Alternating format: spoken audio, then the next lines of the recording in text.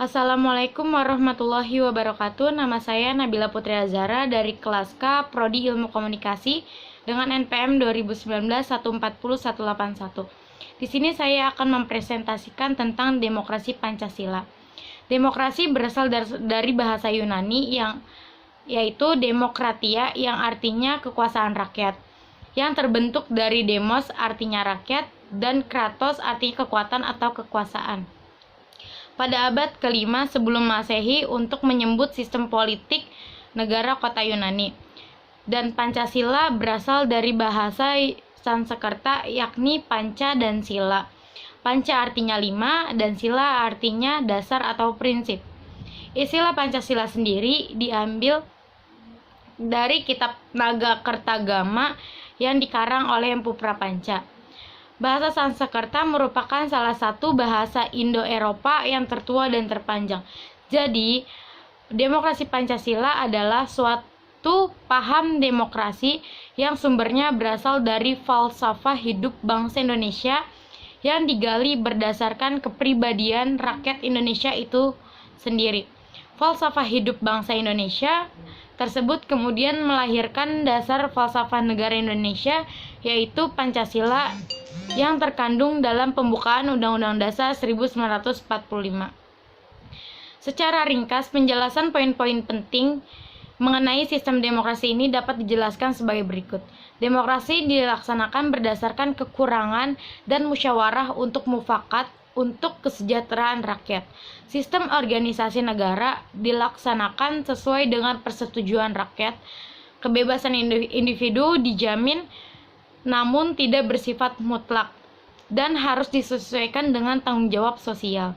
Dalam pelaksanaan demokrasi ini tidak ada dominasi mayoritas atau minoritas, namun harus dijiwai oleh semangat kekeluargaan untuk mewujudkan cita-cita hidup bangsa Indonesia.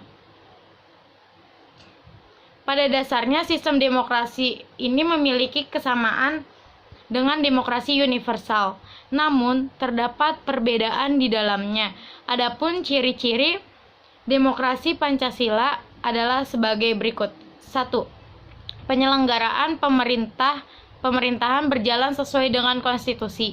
Yang kedua, dilakukan kegiatan pemilihan umum atau pemilu secara berkesinambungan. Yang ketiga, menjunjung tinggi hak asasi manusia atau HAM dan melindungi hak masyarakat minoritas. Proses demokrasi dapat menjadi ajang kompetisi berbagai ide dan cara menyelesaikan masalah. Ide-ide yang paling baik bagi Indonesia akan diterima dan bukan berdasarkan suara terbanyak. Seperti yang dijelaskan sebelumnya, sistem demokrasi ini sesuai dengan budaya dan karakter bangsa Indonesia. Adapun beberapa prinsip sistem demokrasi ini adalah sebagai berikut. Yang pertama, memastikan adanya perlindungan HAM. Yang kedua, keputusan diambil berdasarkan musyawarah. Yang ketiga, adanya badan peradilan independen yang bebas dari intervensi pemerintah atau kekuasaan lainnya. Yang keempat, rakyat merupakan pemegang kedaulatan dan dilaksanakan berdasarkan UUD 1945. Yang kelima, berperan sebagai pelaksana dalam pemilu. Yang keenam, adanya keseimbangan antara kewajiban dan hak. Yang ketujuh, kebebasan individu harus bertanggung jawab secara moral kepada Tuhan Yang Maha Esa, diri sendiri, masyarakat, dan negara. Yang kedelapan, menjunjung tinggi tujuan dan cita-cita nasional. Dan yang terakhir, yang kesembilan, penyelenggaraan pemerintah berdasarkan hukum, sistem konstitusi di mana kekuasaan tertinggi berada di tangan rakyat. Tujuan utama demokrasi Pancasila ini adalah untuk menjamin hak-hak rakyat Indonesia dalam penyelenggaraan negara. Berikut adalah beberapa fungsi demokrasi Pancasila secara umum.